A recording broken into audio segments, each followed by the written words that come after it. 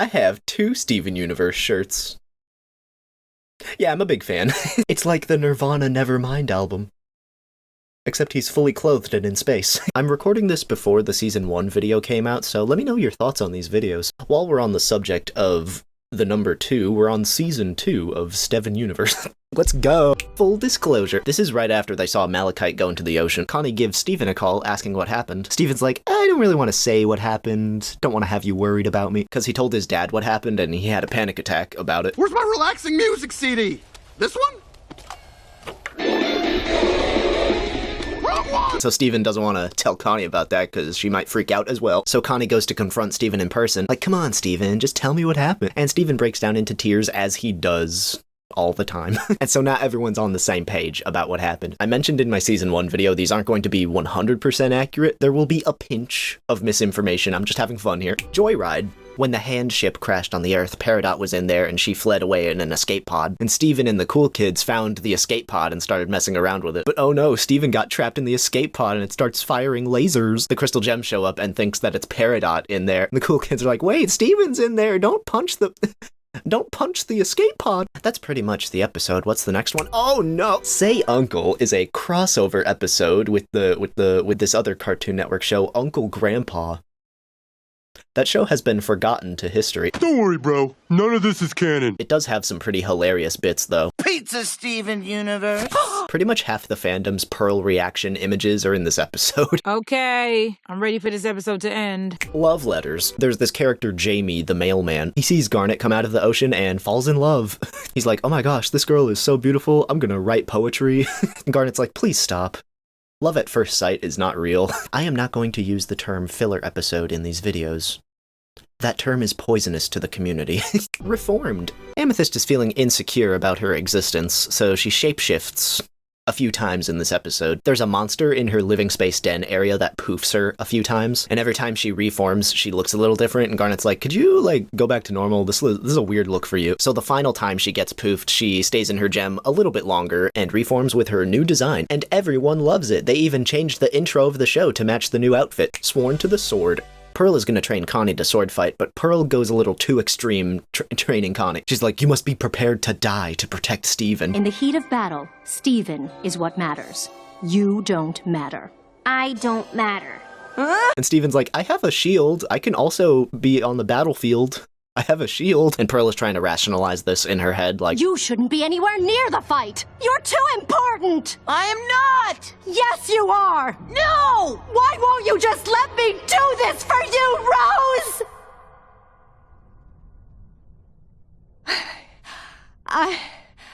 I mean, let her do this.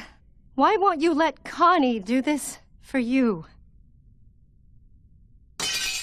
That's enough for today. yeah, you just go sit over there. Think about stuff. Rising tide, crashing skies. Could not tell you what this is about. It's a Ronaldo episode, so he's out there Ronaldoing. Ronaldo's doing his Ronaldo thing. You know, everyone's favorite character, Ronaldo. Although I do remember Ronaldo does street interviews with people from Beach City, and they're funny. Sir, how do you feel about the Crystal Gems attracting an onslaught of dangerous space beings? Do you feel safe? Hey, you can't keep quiet forever! I was just cleaning up some fish for a very big order when it happened. I felt this very peculiar rumbling, like and then a sonic boom. And then a sonic boom. Keeping it together. I'm gonna be honest with y'all, I spent like 5 minutes just staring at the title of this episode trying to remember what the hell happens in it. I genuinely couldn't remember what the episode was just from the title. Spent like 5 minutes thinking, keeping it together, what is that episode? So don't be mad, I did cheat a little bit. I skimmed the first 5 to 10 seconds of the episode. I gotta remember what it is just from the first little bit of it. And then it's like, oh god, it's this one. I forget exactly how it goes from point A to point B, but point A they're sitting on the floor folding Steven's t-shirts. And somehow, point B, there's this gem shard monster that paralyzes Garnet. I wish I remembered more of this episode, because it's kind of important, because these gem shard creatures play a huge role later on in the story. I think this episode touches on the philosophy of fusing gems together, where a fusion only works if 2 or more gems fuse into a cohesive character. But these gem shards are like shattered pieces of gems just melded together. There's no complete creature to this. It's just a mesh of gem parts. And Garnet's like, this is wrong. This is horrible. What Homeworld did, taking the shattered parts of fallen gems and combining them, those gems weren't asked permission. Fusion is a choice. Those gems weren't given a choice. It isn't right. Okay, viewers, we need to talk about this episode. Another flashback to young Greg and Rose. They're jamming out together and Pearl is jealous, so Pearl goes out there and fuses with Rose. I can't believe I got that on video. What on earth was that? That was rainbow quartz. That was rainbow quartz. And Pearl just rubs it in like, you will never have what we have. You're just a human. You can't fuse. And Greg says, all right, bet. I'm gonna learn how to fuse real quick. Yeah, he can't fuse, actually. And since he can't fuse, Greg and Rose just talk to each other. Like, how is this relationship gonna work out? And then they dance together. It's awesome. It's romantic. Garnet agrees. Why are they still dancing? It didn't work. Yes, it did. What? It worked. They metaphorically fused. Chillitude. What are those words?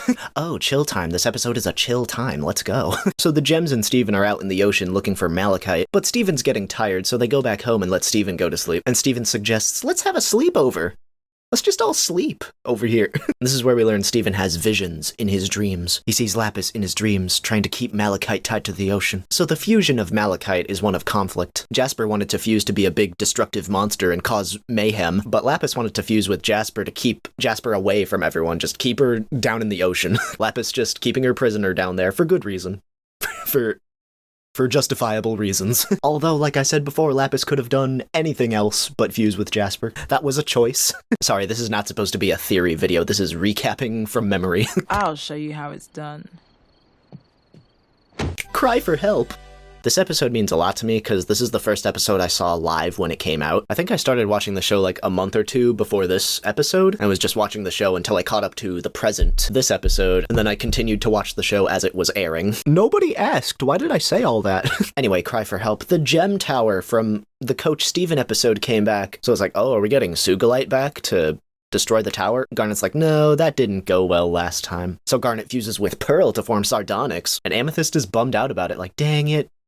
I wanted to be Sugalite again. But somehow, after Sardonyx destroys the tower keeps rebuilding itself. They suspect that it's Peridot rebuilding the tower every time. But here's the twist. It was Pearl.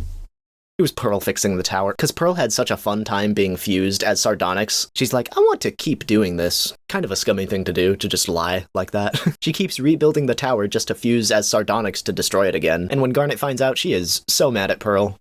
Garnet fuses with Amethyst to form Sugalite and destroys the tower once and for all. And this is the start of a 5-episode arc of Pearl and Garnet being estranged from each other. Keystone Motel.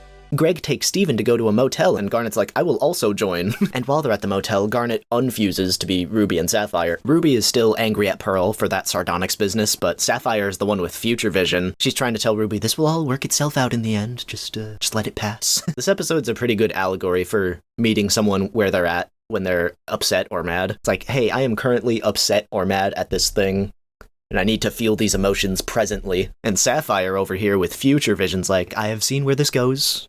This'll work itself out. She keeps looking to the future. I keep looking into the future when all of this has already been solved. As if it doesn't matter how you feel in the present. No wonder you think I don't care. Sapphire. No. This is all my fault. I didn't want to look for a solution. I just wanted to be mad. And then they resolve their conflict. I can summarize a lot of these episodes with, and then they resolved their conflict. It's just so general and vague that it can apply to, like, most episodes. Onion Friend. Not much going on in this one. Steven and Amethyst follow Onion to his house where they see a bunch of paintings of Amethyst. It's like, who painted these? It's Onion's mother, Vidalia. Amethyst and Vidalia used to be friends, so they reconnect. Man, you've changed. You look terrible. You look the same. Terrible. And Onion And Anya, this creature of a child, takes Steven up to his room, puts in a VHS tape showing his birth. I'm not even kidding. Is this you being bored? Ah! Anyway, that's all I wanted to mention with this episode. That was the climax. Historical friction. Jamie the mailman is also an actor, so he puts on a play. If you need a great actor, you come to the right guy. What was that? An accent? From where? I don't know. Acting! It tells the story of the founding of Beach City, how it was discovered. The ancestor of Mayor Dewey found this beach city, and Mayor Dewey doesn't want the play to be historically accurate, he just wants the play to make him look good. For the election. And Pearl gets a hold of the script for this play, and she's like, this is garbage, this is not at all how it happened. So Steven and Pearl rewrite the play to be historically accurate, so it includes the gems, of course. This could either make or break my career. You could lose your job at the post office? This could either make or break my hobby. And everyone loved that play, because that was history. Also, there's been this running joke of Mayor Dewey having a crush on Pearl. You're caretakers, you know? The tall one, the purple one, the hot one. Mind if I have a seat? Okay. Oh, you know I wrote this play. So funny. Friendship. This is the end of the Pearl and Garnet estranged arc. The gems find Peridot and try to capture her, but Pearl and Garnet get trapped in a box that's closing in on them, and so they have to sort out their conflict with the whole sardonyx thing from 5 episodes ago. Pearl gives a genuine apology, like, I'm sorry I did that. That was wrong of me to trick you into fusing with me all those times. It's actually a really great scene. You should see this episode. Pearl is like, I just feel so useless. I look to you, Garnet, for strength. And Garnet's like, I literally unfused into Ruby and Sapphire because I was so upset with you. Anyway, they fuse into sardonyx, burst out of there, and almost catch Peridot, but she gets away. Nightmare Hospital. Connie's mom finds out that Connie has a sword. She's like, absolutely not. This is a dangerous weapon. Do you know how many children I see every day in the hospital who've cut their faces off playing with swords? None! But that was Rose Quartz's sword. They have to get it back. She works as a hospital nurse, so Steven and Connie go to the hospital to try to get the sword back. But oh no, all the patients are gem monsters. Connie's like, Mom, I need my sword back. She's like, no, that's too dangerous. You can't use a sword. And then she uses the sword. And this completely shatters Connie's mom's perception of her daughter, because this is a very overprotective mother. She's clearly freaked out that her daughter knows how to use a sword, that she knows combat and how to fight, so the mom agrees to be less overprotective. Sadie's song. Remember Sadie from the donut shop? She also has an overbearing mother. A real pairing of episodes here back to back. There's this talent show going on, Beach-a-Palooza, and Sadie's mom is like, you should perform, Sadie, you're such a good singer. And there's a montage of them preparing Sadie for the show, got her in all this dress and makeup, but Sadie doesn't want to do all this. Never fear, Steven's here. Sadie's mom's always trying to push Sadie to do things. Don't make me do this. Make you? You said you wanted to sing. Yeah, I did. Just like I say lots of things. I just thought, for once, I'd get to do things my way. But you came in and took over everything like you always do. But hey, someone's got to go up on Beach-a-Palooza to perform. So Steven goes out there in the dress and makeup and performs the hit song. I can't help it if I make a scene. Stepping out of my hot pink limousine. When I joke, they laugh. I've got a pair of eyes that they're getting lost in. They're hypnotized by my way of walking. You know, I'm getting kind of hungry. Can we get a word from our sponsor? This video is sponsored by Jack's Pizza. They paid me $0 to eat one of their pizzas. Jack's Pizza, the only frozen pizza that matters. Fight about it in the comments. Thank you to Jack's Pizza for not sponsoring this video. Catch and release. Peridot kidnaps Steven and says, hey, you healed Lapis's gem. Can you heal this warp pad? I need to get off this planet. Steven's not able to fix the warp pad. The crystal gems show up and poof Peridot. Afterwards, Steven is like, Peridot seemed like she was scared something would happen. Maybe we should hear her out. So he frees Peridot from her bubble and she reforms, and she doesn't have her limb enhancers, so this is what she looks like. A marketable plushie. So Steven's like, hey, what were you so scared about earlier? Peridot reveals that there's a gem bioweapon deep inside the Earth that's continuing to grow and will destroy the planet. Steven's like, oh gosh, we gotta tell the crystal gems about this. Peridot's like, I'm not telling them squat. Of course, the gems aren't gonna hear her out. They try to poof her again, so she hides in the bathroom. When it rains. After Peridot hides in the bathroom, it starts to rain outside, and she thinks the thunderstorm outside is the gem bioweapon called the Cluster, about to emerge from the Earth. Steve is like, no, that's just thunder outside. Come outside and feel the rain on your skin. No one else can feel it for you.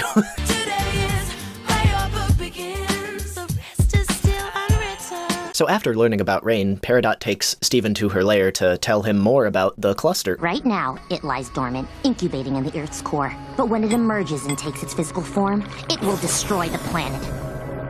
Steven's like, oh god, we really need to tell the Crystal Gems about this. Peridot's like, meow. That's how she said it. Steven's like, come on, Peridot, we need the gems in on this. Peridot's like, okay, back to the barn. Peridot tells the Crystal Gems about the cluster, so they formulate a plan to drill to the center of the Earth to get rid of the cluster. They go to the barn to try to get parts to make the drill, and Peridot is racist to Pearl for the entire episode. Straight up, she's like, Pearls are slaves, they can't be engineers. They can't do nothing. A pearl can't build a thing like this. Why not? Because pearls aren't for this. They're for standing around and looking nice and holding your stuff for you. She's a made-to-order servant, just like the hundreds of other pearls being flaunted around back on Homeworld. So, who do you belong to anyway? Nobody! Then what are you for? You can't be an engineer, you're a Pearl. Nothing but a slave. So what they do to resolve this conflict is Pearl and Peridot build giant robots and have them fight. Stop! Giant robots shouldn't fight! Peridot's robot won the fight, but Steven's like, hey, you know, Pearl still built a robot, so she can work on the drill, Peridot. Stop being racist. But I won! What about the rules? Welcome to Earth. Yeah, you tell them, Garnet. Don't be racist. Too far. I wonder if Peridot keeps being prejudiced. Let's get to work. Before we begin, would you mind unfusing? It's making me incredibly uncomfortable. Just go to the office. What'd I do? Just go to the office. What'd I do? Go, just go. Anyway, Peridot, Amethyst, and Steven go to the kindergarten to get a drill head from the injectors. Peridot's like, hey, Amethyst, you're pretty short for an Amethyst Quartz soldier. What was I supposed to look like? Well, you're a quartz. They're huge, loyal soldiers. You should be twice your size. Broad-shouldered, intimidating, but you simply stayed in the ground too long. Are you saying I'm wrong? Genetically speaking, yes. Man, what a bitch! Peridot, you're kind of being an asshole right now. So yeah, Amethyst is upset with Peridot for most of the episode. In the end, Peridot apologizes, and it's all good. The answer. This is an origin story episode for Garnet. Ruby and Sapphire were part of Blue Diamond's court. Blue Diamond is one of the leaders of Homeworld. There's a Great Diamond Authority that Ronaldo mentioned earlier. They're here to hollow out the Earth! It's part of the Great Diamond Authority! Anyway, Sapphire's about to be poofed, but Ruby saves her, and they fuse into cotton candy Garnet. Everyone's like, what, a Ruby and Sapphire fusion? Get the fuck out of here. So they leave and fall down to Earth, and they form a genuine relationship.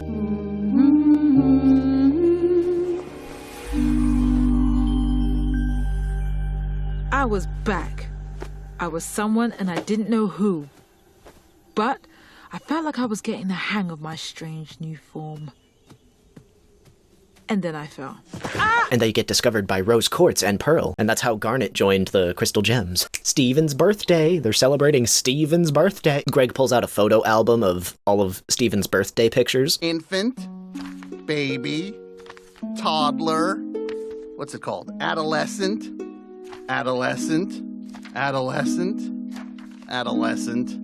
Whoa, looks like it stagnated there a little bit. And Steven's like, Maybe I should grow taller. So he grows taller this time, but this growth spurt is a shapeshift that he has to maintain, otherwise he'll lose it. So he was maintaining this shapeshifted taller form all day, and eventually he just shrinks down to a baby for some reason. Everyone's like, what the heck? Why is he a baby now? And then eventually he goes back to normal. This was a very important episode for the overall story of the show. It could have been great. What every Steven Universe hater says about the show. It could have been great. It had potential. The show had potential to be something amazing, but nah, it's mid. That's what they say. That's what they say, verbatim. So the Crystal Gems finish the drill that they're gonna drill to the center of the Earth with, and I completely forget the reason why, but they go to the moon. They go to the moon this episode. Yep! We on the moon! There's a Gem Homeworld base on the moon. They walk up the stairs and show these murals of the diamonds The Great Diamond Authority that rules over all of Gemkind. I literally forget why they're here, I'm just describing what's going on. They go all the way up the stairs to a diamond console. Okay, the reason why there's a homeworld gem base on the moon is because the diamonds were going to colonize the Earth. That's why there was a kindergarten of injectors trying to inject gems into the Earth to mine their resources. They were gonna make the Earth a gem colony, just completely hollowed out. Ta-da! A finished Earth colony. Wow, look at this! 89 kindergartens, 67 spires, a galaxy warp in each facet, efficient use of all available materials. What were you thinking shutting this operation down? It could have been great! Anyway, that's what Peridot was explaining at the diamond console. And the crystal gems are obviously appalled by this, so they smash the console and leave. But Peridot took something with her. Message received! Turns out the thing that Peridot took was a diamond communicator. She was gonna contact one of the diamonds. Steven and the gems find out, they chase her down trying to get the communicator back, but Peridot activates the communicator, and we introduce Yellow Diamond. And Peridot's like, are you sure you still want the cluster that's inside this planet? Yellow Diamond's like, yeah, I want that planet to die. And then Peridot has a change of heart. She cares about the planet now. I can tell you with certainty that there are things on this planet worth protecting! What do you know about the Earth? Apparently more than you Claude! Iconic screenshot right here. Everyone was making memes of this at the time. So with that interaction, Peridot is now a member of the Crystal Gems. Log date 7152. Technically, the last episode was the season finale. This is more of an epilogue episode. This is just going through the audio logs of Peridot's tape recorder. Most of the episode is Peridot shenanigans. If you like Peridot, this is a good episode. Steven shows Peridot this TV show called Camp Pining Hearts, and now she's addicted. This isn't just a picture, Steven. It's a complex chart cataloging the compatible characteristics between campers. You got all this from one episode? It's subtext, Steven.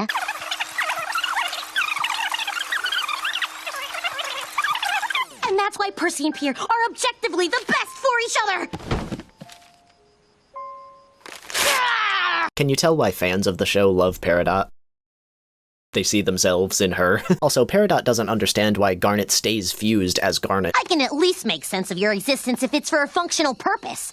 But you're not using your combined size and strength to do anything! I'm doing something. And what's that? Stargazing. Ugh, you can do that alone. Don't want to. And Garnet explains it in Camp Pining Hearts terms. Why are you fused all the time? I'm Percy and Pierre. Oh. She's like, oh, now it clicks. Now that you've explained it in terms I understand. And that was season 2 of Steven Universe. I imagine since season 1 had 52 episodes and all the other seasons had 25-ish, that these next couple videos will be like half as long. But we shall see. Man, it's nice to go back and reminisce about the show that I love. Good memories. Good times. Anyway, stay tuned and subscribe so you don't miss my season 3 video. Catch you on the side that has been flipped over. Cut the feed.